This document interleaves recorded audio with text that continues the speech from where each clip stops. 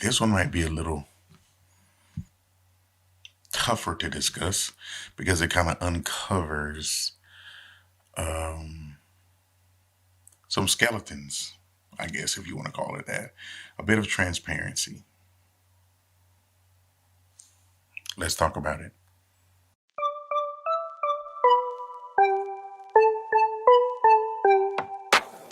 So you're trying to say that your best friend or your friend can't be someone in the family, and it can't be someone that you're having sex with. Is that what they're trying to say? That's what they're trying to say. I don't know about that. I don't know about that either.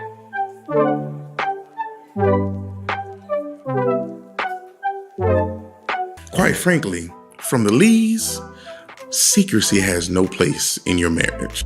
We don't talk about some things because we don't want to offend. We don't talk about some things because we might feel like it, I don't know, you might start pointing fingers at me.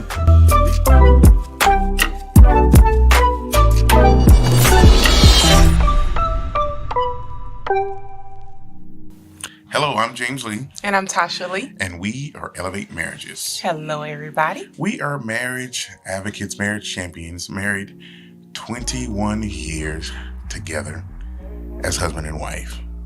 On this journey, good, bad, the ugly, we're here to share with you so that you can avoid any pitfalls or any challenges in your marriage relationship.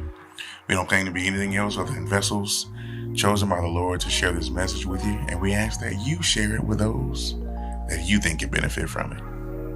As James said, we've been married for 21 years, and if you're married and listening to us, you know that we didn't get a manual. None of us got a manual. Right. We have learned from the different people we've come in contact with, our own family experiences coming up, just so many things that you learn from and try to get more information on how you can do this thing right. So that's what we're trying to do. Just the things that we've learned along the way, we're passing it on to you in hopes that we make stronger marriages, stronger families, stronger communities, just overall better, right? So we don't take it for granted. We appreciate the opportunity, and all we ask from you is that you don't be selfish. Share this thing with a couple of people, with your neighbors, with your friends, anybody who may be able to get something from it. We appreciate it very much. Use tuning in for a little bit. Absolutely. Check us out on all social media platforms. Definitely YouTube, because we're trying to grow that platform even more so. Yes. Like it, share it, subscribe. Yes. Turn on notifications. And if you have any suggestions for us, like, different video ideas, or you may have some questions about something we've said, or even more importantly, you want someone to help hold you accountable in your marriage. You want a marriage mentor, and you want it to be us? Reach out to us at the Lees at elevatemarriages.com. Again, the Lees at elevatemarriages.com. Thank you, my love. Oh, anytime. Now, what's this transparency? He throws both of us in the pot, right? It's like, okay, it's hot in here. I don't know what's going on. Well, I don't know what you did in your former life, in your testimony building days. But I hadn't always been saved. And the Lord had to deliver you from something. Delivered me, and I'm so thankful. Amen. I don't take it for granted. So right now we're talking about pornography. Okay. And the effects that it can have on the marriage relationship. On you, period, honestly. Some folks feel like it's harmless. We're just watching. It's entertainment. It's entertainment. Yes, it's just like anything else you watch. We're not hurting anybody. But it is a dark, deep cavern that in some cases can truly ruin the authenticity of what you should be having as husband and wife, specifically in your bedroom, right? So it's all fantasy. It's and I'm just speaking from experience. It's all fantasy. Nothing is real.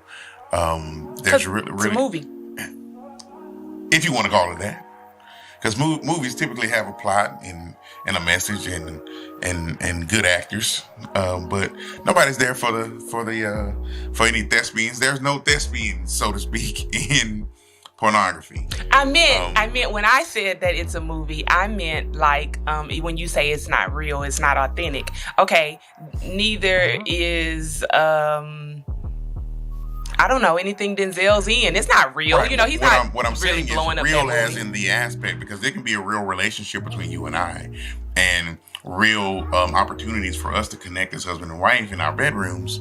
But the realness comes to, oh, you're not going to do what Debbie was doing on whatever, the movie was, what Debbie was doing, right?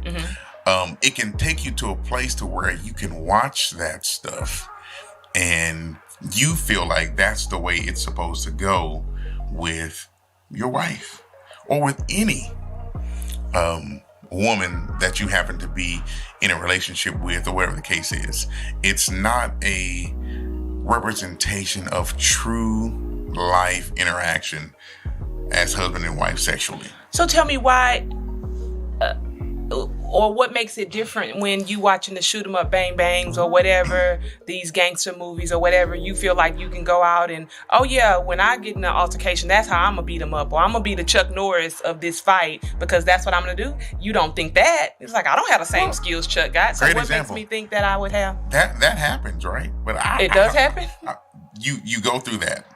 You're watching it and you thinking, oh, that's what I'm gonna do, right? Okay. I don't see myself getting in a situation where I'm going to have a shootout in the middle of the freeway or robbing a bank or anything along those lines, right? But sexually, you feel like I'm absolutely going to have sex. Right? Okay. That might be a skill that I want to implement into my life based on what correct I saw. And just because I like the way that looks or how that makes me feel when I see it doesn't necessarily mean that you're going to be on board with that and that it's going to be the perfect scenario that what I watched. I think as harmless as it can seem, it can take you down a path where you're at a point to where you're watching this stuff and it can consume you. And speaking from personal experience, you click on this and you're watching that, and then you watched something else, and then you watch something else. And before you know it, you've been sitting and watching for way too long. And this is complete transparency with me. I had to literally ask the Lord to say, take this desire, not the desire for my wife, away. I want that to grow and be stronger, and daily that's a prayer for me. Continue to make that stronger and deeper, but take away that desire to want to even sit and watch this garbage, because it's not healthy. You find yourself you're sneaking and watching. This is more to the husbands, unless you wives are out there and you've got a your own desire to watch it. But you're sneaking to watch it.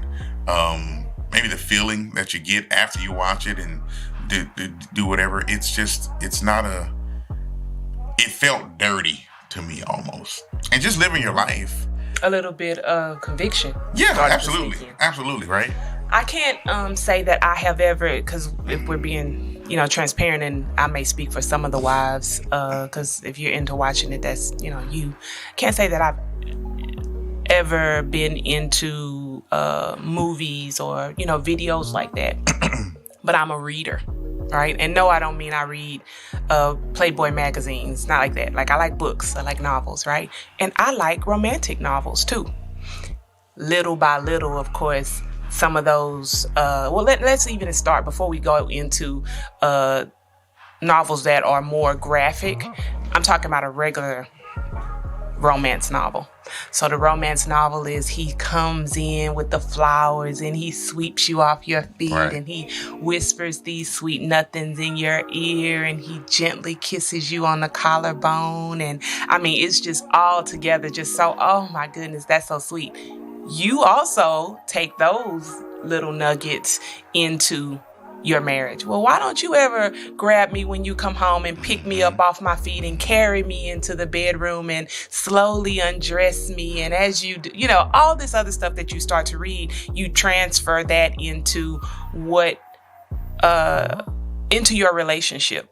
And then as I read other books, and slowly but surely, some of them do get more sexualized, and some of them don't. But the ones that do, some of them go into detail, some of them don't. But you still have that. And for women, or let me speak for me. For me, I think it's still visual. I don't have to be actually seeing it. It's just what my imagination comes up with, and that can get you in a whole lot of trouble if you start putting the expectations of whoever you're reading about on your spouse, because that's not them, and that's also not reality. It's also part your imagination and what you have implemented in these books. So I think what we're really getting at is being really careful about your own gatekeeper. Absolutely. Rather that's your eyes or your ears. Just really being careful of what you put into your psyche and what expectations you put on your spouse based on that. And quite frankly, you hit the nail on the head. It's really just projecting those expectations from what you're reading or seeing onto your spouse. And it's not they don't know that that's what you've been reading or what you've been looking at. But then all of a sudden you're doing all this wild, crazy stuff, and it's like, oh, wait, where you get that from? And then of course you got to explain yourself if you do. But I'm thankful that that the Lord still had that little bit of that nudge for me. So I kind of got that uncomfortable feeling when it took place. And this was many years ago, of course, but I dealt with it because everything else in my life on the surface, I would say I was living, fairly decent, doing what I need to do, take care of my family, do my deal, go to church and pray and all this other kind of jazz. But that spirit was still there. That pornography would pull on the desire. And even if I went to where I wouldn't watch, I might be looking at something fairly, benign, and all of a sudden something pops up or an image pops up in my head. I think that was kind of more the hardest thing, is trying to forget those images. And that was really my biggest prayer. Try to forget those things that you saw. To remove them, just make me forget them, is what my prayer was. But I think you can get to a point to where you're watching it and you're consuming so much of it, you can almost become numb to the sexual act itself. If you're that far gone with it, because then it does become just more transactional. Exactly. And the intimacy and the connection, which are all the things that we've always talking about, those things are gone. Right. No, that makes sense. Yeah.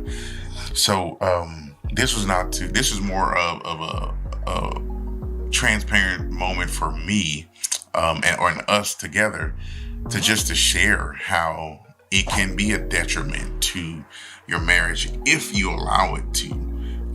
Thank God it was not one for us, because I dealt with it, and I did continue to pray. I did continue to stay in the Word, and quite frankly, it was one of those kind of you're a hypocrite, man. You're sitting up here watching this crap, and then you back on it again later on. So I had to get to a mindset shift where it's like, I'm done with it. And even now, if I see something or a hint of something comes up in something that I might be watching, I'm either stopping it or I'll fast forward, or just get it away from me as far as possible, because I'm not going backwards with it. So if you're into it, this is not to condemn anyone,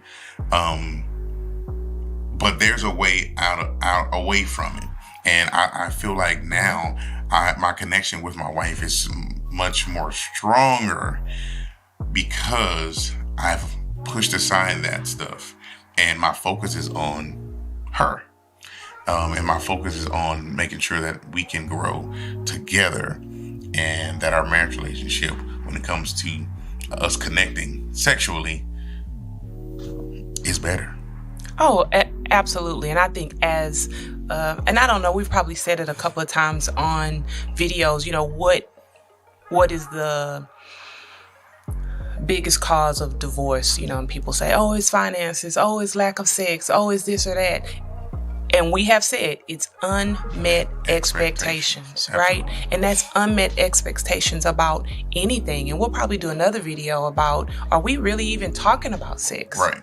Because now it's time to really understand, are your expectations really the expectations you saw with whatever you saw on the movie? Or are those expectations really what you want from what you read in that book? Or have we developed something together that I've expressed to you what I really want or what I really need, and you've expressed to me what you really want and you really need, and then we're creating it ourselves instead of it being from a fabrication that we saw or read about.